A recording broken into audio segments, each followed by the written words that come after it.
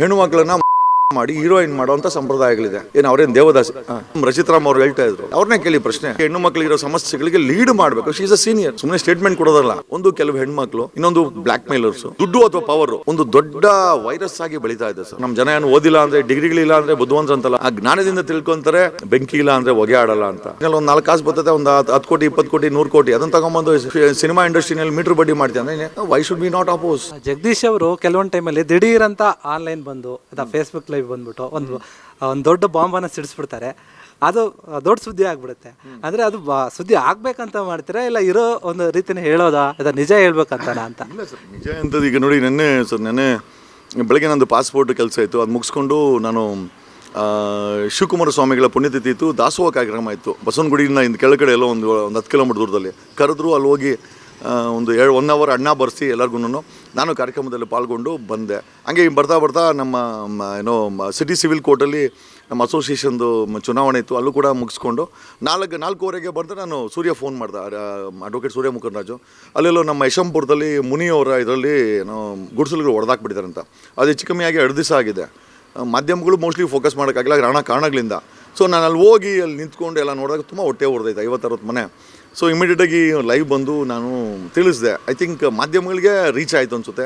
ಎಲ್ಲ ಮಾಧ್ಯಮಗಳಲ್ಲಿ ಹೋಗಿ ಕವರ್ ಮಾಡ್ತಾರೆ. ಬಡವ್ರನ್ನ ಹೊಡೆದಾಕ್ಬಿಟ್ಟಾಗ ಈಗ ಅಂಥ ಪರಿಸ್ಥಿತಿಲಿ ಏನು ಮಾಡಬೇಕು ನಂಗೆ ಗೊತ್ತಾಗ್ತಾ ಇಲ್ಲ. ಈಗ ನಾನು ಲೈವ್ ಮಾಡೋದು ಕಾರಣ ನನ್ನ ಬ್ಲಾಸ್ಟ್ ಮಾಡಬೇಕಂತಲ್ಲ, ಆ ವಿಚಾರಗಳು ಬ್ಲಾಸ್ಟ್ ಆಗೋ ಥರ ಇರ್ತದೆ ಸರ್. ಸೊ ಅಂಥ ವಿಚಾರಗಳು ಮಣ್ಣಾಗ್ಬಿಟ್ಟಿರ್ತದೆ. ಆ ಮಣ್ಣನ್ನು ತೆಗೆದು ನಾನು ಲೈವ್ಗೆ ಇಡ್ತೀನಿ. ಸೊ ಮಾಧ್ಯಮಕ್ಕೆ ಕರೆಕ್ಟ್ ಅಲ್ವ ಜಗದೀಶ್ ಹೇಳೋದು? ಯಾಕಂದರೆ ಮಾಧ್ಯಮನವ್ರನ್ನ ನಾನು ಅಂಡರ್ಸ್ಟ್ ಮಾಡಿ ಯಾವತ್ತೂ ಮಾಡೋಕ್ಕೆ ಹೋಗಲ್ಲ. ಈಗ ನಾನು ಏನಾದರೂ ಆ ಥರ ಇಟ್ಟಾಗ ಪ್ರಶ್ನೆಗಳ ಸುರಿಮಳೆ ಬಂದೇ ಬರ್ತದೆ, ಕೇಳ್ತಾರೆ. ನಾನು ಐ ಆಮ್ ಆಲ್ಸೋ ಅಕೌಂಟಬಲ್. ಮಾಧ್ಯಮಗಳು ಕೇಳೋದು ನೋಡಿ, ಮೈಕ್ ಇಟ್ಟರೆ ನಾನು ಉತ್ತರ ಕೊಡಲೇಬೇಕು ನಿಮಗೆ. ಸೊ ಹಂಗಾಗಿ ಅದು ಐ ಥಿಂಕ್ ಜವಾಬ್ದಾರಿಯಿಂದ ಮಾಡೋಂಥ ಕೆಲಸ ಸರ್. ಅದು ಬೇಜವಾಬ್ದಾರಿಯಿಂದ ಖಂಡಿತ ಇಲ್ಲ. ಆಮೇಲೆ ನನಗೆ ಎಷ್ಟು ಅದು ಬ್ಲಾಸ್ಟ್ ಅನಿಸುತ್ತೋ ಅಷ್ಟೇ ದೊಡ್ಡ ಜವಾಬ್ದಾರಿ ನನ್ನ ಮೇಲೆ ಇರುತ್ತೆ ಸರ್. ಅಂದರೆ ನೀವು ಇತ್ತೀಚೆಗೆ ಒಬ್ಬ ರಾಜಕಾರಣಿಗಳ ಮೇಲೆ ಒಂದು ಆರೋಪ ಮಾಡ್ತೀರಾ, ನಟಿ ಮೇಲೆ ಒಂದು ಆರೋಪ ಮಾಡ್ತೀರಾ. ಅದು ತುಂಬ ವೈರಲ್ ಆಗುತ್ತೆ, ಬ್ಲಾಸ್ಟ್ ಆಗುತ್ತೆ, ಸಾಕಷ್ಟು ಕ್ವಶನನ್ನು ಹುಟ್ಟಿಸುತ್ತೆ ಸಾರ್ವಜನಿಕ ವಲಯದಲ್ಲಿ. ತುಂಬ ಜನ ಕೂಡ ಕೆಲವರು ನಿಮ್ಮ ವಿರೋಧವಾಗಿ ಕೂಡ ಕಾಮೆಂಟ್ ಮಾಡ್ತಾರೆ. ಈ ಒಂದು ಆರೋಪಗಳಿಗೆ ನೀವೇನು ಹೇಳ್ತೀರಾ? ನೋಡಿ, ನಮ್ಮ ಸ್ಯಾಂಡಲ್ವುಡ್ನಲ್ಲಿ ಸರ್ಕಾರ ಒಂದು ಕಮಿಟಿ ಮಾಡಿದೆ.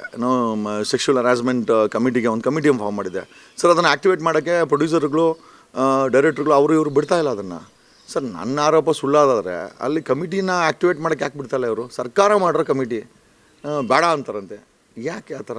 ಆಗ ನಾನು ಹೇಳೋದು ಸುಳ್ಳಾಗಿದ್ದರೆ ಅಲ್ಲಿ ಕಮಿಟಿನ ಅಲ್ಲಿ ಆ್ಯಕ್ಟಿವೇಟ್ ಮಾಡಿ ಆಲ್ರೆಡಿ 4 ತಿಂಗಳಾಗಿದೆ ಕಮಿಟಿ ಫಾರ್ಮ್ ಮಾಡಿ, ಇದುವರೆಗೂ ಅದನ್ನು ಆ್ಯಕ್ಟಿವೇಟ್ ಮಾಡೋಕ್ಕೆ ಬಿಡ್ತಾ ಇಲ್ಲ ಸರ್. ಯಾಕೆ ಈ ಥರ? ಈಗ ನಾನು ಹೇಳಿದೆ ಮೀಟ್ರ್ ಬಡ್ಡಿ ನಡೀತದೆ ಅಂತ. ಮೀಟ್ರ್ ಬಡ್ಡಿ ನಡೀತಾ ಇದೆ, ಯಾರಿಲ್ಲ ಅಂತಾರೆ. ಬೇಕಾದ್ರೆ ನಿದರ್ಶನ ಮತ್ತು ದಾಖಲೆ ಕೊಡ್ತೀವಿ. ಜೀರ್ಣ ಮಾಡ್ಕೊಳೋ ಕೆಪಾಸಿಟಿ ಇದೆಯಾ? ಹೆಣ್ಣು ಮಕ್ಕಳನ್ನ ಮಂಚು ಕರ್ಕೊಂಬಂದು ಮಜಾ ಮಾಡಿ ಹೀರೋಯಿನ್ ಮಾಡೋವಂಥ ಸಂಪ್ರದಾಯಗಳಿದೆ. ಏನು ಅವ್ರೇನು ದೇವದಾಸಿ? ದೇವದಾಸಿ ಸಂಪ್ರದಾಯನೂ ಕೂಡ ನಾನು ವಿರೋಧ ಮಾಡ್ತೀನಿ. ಯಾಕಂದರೆ ಸರ್, ಬುದ್ಧಿವಂತರು ತಮ್ಮ ತೀಟೆಗಳನ್ನ ತೀರ್ಸ್ಕೊಳ್ಳಲಿಕ್ಕೆ ಯಾವುದೋ ಒಂದು ಸಂಪ್ರದಾಯನ ಹುಟ್ಟಿಟ್ಬಿಟ್ರೆ, ಜಸ್ಟ್ ಬಿಕಾಸ್ ನೀನು ಯಾವುದೋ BBMPನಲ್ಲಿ ಒಂದು 4 ಕಾಸು ಬರ್ತದೆ, ಒಂದು 10 ಕೋಟಿ 20 ಕೋಟಿ 100 ಕೋಟಿ ಅದನ್ನು ತಗೊಂಬಂದು ಸಿನಿಮಾ ಇಂಡಸ್ಟ್ರಿನಲ್ಲಿ ಮೀಟ್ರ್ ಬಡ್ಡಿ ಮಾಡ್ತೀಯ ಅಂದರೆ why should be not oppose? ಯಾವುದೋ ಒಂದು ಹೆಣ್ಮಗಳು ಹೀರೋಯಿನ್ ಆಗಬೇಕು ಅಂತ ಕನ್ಸು ಕಾಣ್ತಾಳೆ, ಮೇಕಪ್ಪಲ್ಲಿ ನಿಂತ್ಕೊಂಡಾಗ, ಕಣ್ಣಿನ ಮುಂದೆ ನಿಂತ್ಕೊಂಡಾಗ, yes I have every capacity to become like Aishwarya Rai ಅಂತ ಆಕೆ ಮನ್ಸಿಗೆ ಬಂದಾಗ, ಆಕೆ ಬಂದು ಚಾನ್ಸ್ ಕೇಳೋದನೋ ಅಥವಾ ಇದನ್ನು ಕೆಲಸ ಮಾಡಬೇಕು ಅಂದಾಗ, ಬಾಮ ನೀನು ಫಸ್ಟು ಮಂಚದಲ್ಲಿ ಮಲ್ಕೊ, ನಾವೆಲ್ಲ ಮಜಾ ಮಾಡ್ತೀವಿ, ಆಮೇಲೆ ನೀನು ಹೀರೋಯಿನ್ ಮಾಡ್ತೀವಿ ಅಂದರೆ ಯಾವ ಸಂಪ್ರದಾಯ ಸರ್ ಇದು? ಯಾಕೆ ನಿಲ್ಲಿಸಬಾರ್ದು ಇದನ್ನೆಲ್ಲ? ಆಮೇಲೆ ಇದೆಲ್ಲ ಸುಳ್ಳಾದರೆ ನಾನು ನಿಜ ಹೇಳಿಸ್ರೆ ಇವರು ತಡ್ಕೊತಾರೆ, ಇವರೆಲ್ಲ ಸಲ ಜೈಲ್ಗೆ ಹೋಗ್ಬಿಡ್ತಾರೆ.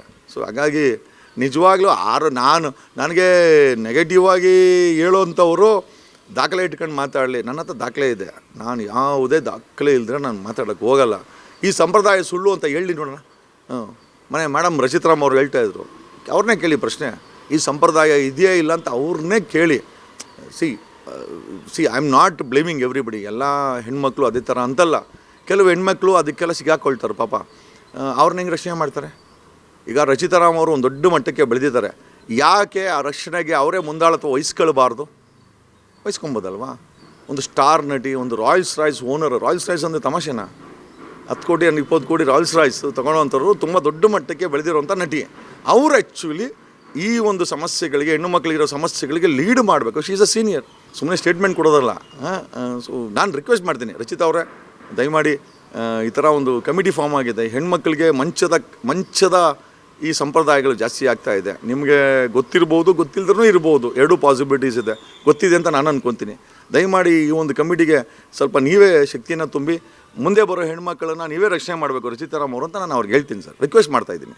ಜನಗಳು ಜಗದೀಶ ಬರ್ತಾರೆ ಲೈವಲ್ಲಿ ಏನೋ ವಿಡಿಯೋ ಹೇಳ್ತಾರೆ, ಸುಮ್ಮನೆ ಅವ್ರ ಹತ್ರ ದಾಖಲೆ ಇರುತ್ತೆ ಇಲ್ವೋ ಸುಮ್ಮನೆ ಮಾತಾಡ್ತಾರೆ ಅಂತ ಜನಗಳ ಬಗ್ಗೆ ಕೇಳ್ತಿದ್ದೀನಿ. ಕೆಲವು ಕಮೆಂಟ್ ಮಾಡ್ತಾರೆ ನಿಮ್ಮ ಬಗ್ಗೆ, ಅಂತ ಜನಗಳಿಗೆ ಏನು ಹೇಳ್ತೀರಾ ಅಂತ? ಜನ ಯಾರು ಕಮೆಂಟ್ ಮಾಡಲ್ಲ ಸರ್, ಜನ ಎಲ್ಲರಿಗೂ ಬುದ್ಧಿ ಗೊತ್ತಿದೆ ಸರ್. ರಮೇಶ್ ಜಾರಕಿಹೊಳಿ ನೋಡಿದ್ಮೇಲೆ ಯಾರಿಗೂ ಡೌಟ್ ಇಲ್ಲ. ಡೌಟ್ ಇರೋದು ಕೆಲವು ಕಿಡಿಗೇಡಿಗಳಿಗೆ, ಅವ್ರುಗಳಿಗೆ ನಮ್ಮ ಬೆಳವಣಿಗೆ ಸಹಿಸ್ಕೊಳಕ್ಕಾಗಲ್ಲ.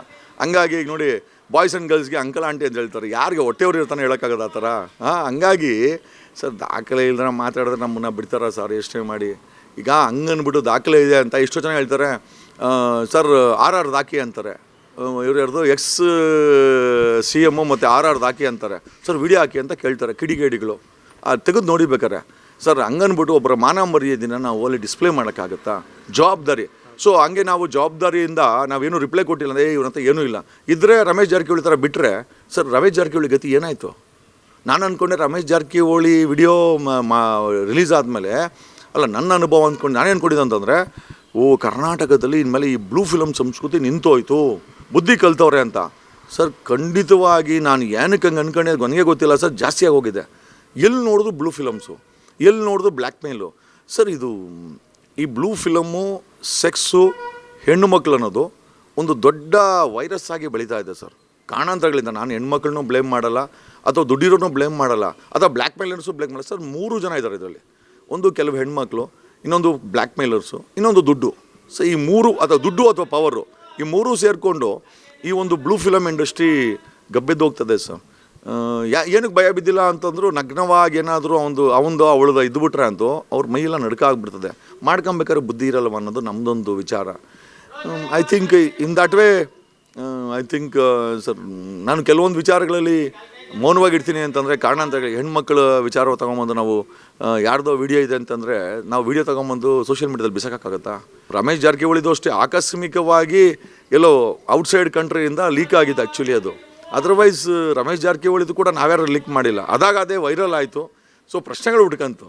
ಸೊ ಇವಾಗ ರಮೇಶ್ ಜಾರಕಿಹೊಳಿದು ಈಚೆ ಕಡೆ ಬಂತು, ಬೇರೆ ಯಾರ್ದೋ ಎಕ್ಸ್ CM ಅದು ಬಂದಿಲ್ಲ ಅಂದರೆ ಇಲ್ಲ ಅಂತಲ್ಲ, ಸಮಾಜದ ಕಟ್ಟುಪಾಡುಗಳಿದೆ, ಜನರಿಗೆ ಬೇಜಾರಾಗ್ಬಿಟ್ಟಿದೆ ಇದೆಲ್ಲ ನೋಡಿ. ಹಂಗಾಗಿ ಐ ಥಿಂಕ್ ಬ್ಲೂ ಫಿಲಮ್ ನೋಡಿ ಎಲ್ಲರೂ ಕೂಡ ರಿಯಾಲಿಟಿನ ನಾವು ಎಕ್ಸ್ಪ್ರೆಸ್ ಮಾಡುವ ಅವಶ್ಯಕತೆ ಇಲ್ಲ ಸರ್. ಬ್ಲೂ ಫಿಲಮ್ ಇದ್ದರೂ ಕೂಡ ಇಲ್ದಿರೂ ಕೂಡ ಅದನ್ನು ಡಿಸ್ಪ್ಲೇ ಮಾಡಿದ್ರೆ ಚರ್ಚೆ ಆಗುತ್ತಲ್ಲ. ಐ ಥಿಂಕ್ ಸ್ವಲ್ಪ ಬದಲಾವಣೆ ಆಗಲಿ ಅಂತ ಸರ್. ನಮ್ಮ ವಿಚಾರ ಎಲ್ಲರೂ ಅಷ್ಟೇ ಬದಲಾವಣೆ ಆಗಲಿ ಅಂತ ಸರ್.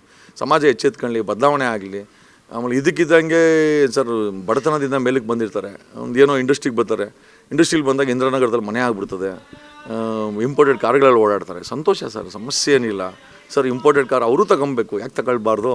ನಮ್ಮದೇನಂತಂದರೆ ಸಾಂಪ್ರದಾಯಿಕವಾಗಿ ತಗೊಳ್ಳಿ, ಕಷ್ಟಪಟ್ಟು ತಗೊಳ್ಳಿ, ನಿಮ್ಮ ಟ್ಯಾಲೆಂಟನ್ನು ತೋರಿಸ್ತಗೊಳ್ಳಿ. ಬರೀ ಫಿಲಮಲ್ಲೇ ದುಡ್ಡು ಅಂತಲ್ಲ, ಸ್ಪಾನ್ಸರ್ಶಿಪ್ ಬರ್ತದೆ ಬೇರೆ ಕಡೆ ಹೋದಾಗ. ಬಟ್ ಕೆಲವೊಂದು ವಿಚಾರಗಳು ಕೇಳ್ಪಟ್ಟಾಗ ಈ ರಾಜಕಾರಣಿಗಳು ಮತ್ತು ಈ ಸ್ಯಾಂಡಲ್ವುಡ್ಡು ಎಲ್ಲೋ ಒಂದು ಕಡೆ ಸ್ಟಾರ್ ಹೋಟೆಲ್ಲು ಒಂಥರ ಇದ್ದಂಗೆ ಅಲ್ಲೆಲ್ಲ ಭೇಟಿ ಮಾಡ್ತಾರೆ. ಅಲ್ಲಿ ಅವ್ರ ಮಧ್ಯಗಳೇ ಸಾಕಷ್ಟು ವ್ಯವಹಾರಗಳು ನಡೀತದೆ, ಒಬ್ರಿಗೊಬ್ರು ಹಂಚ್ಕೊಂತಾರೆ, ಏನೇನೋ ಬರ್ತದೆ. ಸೊ ಆ ಹಂಚ್ಕೊಳ್ಳೋ ವಿಚಾರದಲ್ಲಿ ಏನೇನು ಹಂಚ್ಕೊಂತಾರೆ, ಅಕಸ್ಮಾತ್ ಒಬ್ಬ ರಾಜಕಾರಣಿ ಅಧಿಕಾರ ಇರ್ತದೆ, ನಮ್ಮದು ಟ್ಯಾಕ್ಸ್ ದುಡ್ಡು ಇರ್ತದೆ, ಅದನ್ನೇ ಹಂಚ್ಕೊಂಬಿಡ್ತಾನೆ ಅವ್ರ ಜೊತೆಯಲ್ಲಿ ಅಂತ ಒಂದು ಭಯ ನಮಗೆ. ಇವ್ರ ಹತ್ರ ಬ್ಯೂಟಿ ಇರ್ತದೆ, ಅದು ಇರ್ತದೆ, ಇವರೇನೋ ಹಂಚ್ಕೊಂಬಿಡ್ತಾರ. ಅದು ಸರ್ ಸ್ವಾಭಾವಿಕವಾಗಿ ಅವ್ರು ಒಪ್ಕೊಂಡು ಏನು ಬೇಕಾದ್ರೆ ಮಾಡ್ಕೊಳ್ಳಿ. ಒಬ್ಬ ರಾಜಕಾರಣಿ ಅಂತಂದರೆ, ಒಬ್ಬ MLA MP ಅಂತಂದರೆ ಅವ್ರ ಮೇಲೆ ನಮ್ಮದು ಪವರ್ ಇರ್ತದೆ, ಅದ್ರ ಜೊತೆಯಲ್ಲಿ ನಮ್ಮ ಟ್ಯಾಕ್ಸ್ ದುಡ್ಡು ಅವ್ರು ಕೆಡೆ ಇರ್ತದೆ. ಒಬ್ಬ CM ಅಂದರೆ ಸರ್ ಕರ್ನಾಟಕದ 3,71,000 ಕೋಟಿ ಹಣ ಒಬ್ಬ CM has to sign it, has to approve through cabinet. Sir ಆ ದುಡ್ಡನ್ನು ಯಾವುದೋ ನಟಿಗೋ ಅಥವಾ ಇವ್ರಿಗೋ ಇಟ್ಟಾಗ, ಅಥವಾ ಆ ದುಡ್ಡನ್ನು ಏನೋ ಎತ್ಕೊಟ್ಟಾಗ ನಮಗೆಲ್ಲ ಪ್ರಶ್ನೆ ಕೇಳೋವಂಥ ಸರ್ ನಮಗೆ ಹಕ್ಕಿದೆ ಸರ್. ಸೊ ಹಂಗಾಗಿ ಯಾರ ವಕೀಲ್ ಜಗದೀಶು ಏನು ಅಂತ ಕೇಳೋದಂತಾಗ ನ್ಯಾಚುರಲಿ ನಿಮ್ಮ ಸಂಪರ್ಕ ರಾಜಕಾರಣಿಗಳ ಜೊತೆ XCMಗಳ ಜೊತೆ ಇದ್ದಾಗ, ಆ XCM ಭ್ರಷ್ಟ ಆಗಿದ್ದಾಗ ಆವಾಗೇನಾಗುತ್ತೆ, ಇದೆಲ್ಲ ಈಚೆ ಕಡೆ ಬಂದಾಗ ಸಾಮಾನ್ಯ ಜನ ಚುನಾವಣೆಗಳಲ್ಲಿ ಬುದ್ಧಿ ಕಲಿಸ್ತಾರೆ. ಜನರು ಪ್ರತಿಭಾವಂತರು, ಬುದ್ಧಿ ಇರೋರು, ಆಮೇಲೆ ಬುದ್ಧಿ ಜೀವಿಗಳು ಸರ್. ಅವರು ಏನು ಓದೇ ಬೇಕಾಗಿಲ್ಲ ಸರ್. ನಮ್ಮ ಜನ ಏನು ಓದಿಲ್ಲ ಅಂದರೆ, ಡಿಗ್ರಿಗಳಿಲ್ಲ ಅಂದರೆ ಬುದ್ಧಿವಂತರು ಅಂತಲ್ಲ, ಅವ್ರಿಗೆ ಜ್ಞಾನ ಇದೆ ಸರ್. ಆ ಜ್ಞಾನದಿಂದ ತಿಳ್ಕೊತಾರೆ ಬೆಂಕಿ ಇಲ್ಲ ಅಂದರೆ ಹೊಗೆ ಆಡಲ್ಲ ಅಂತ.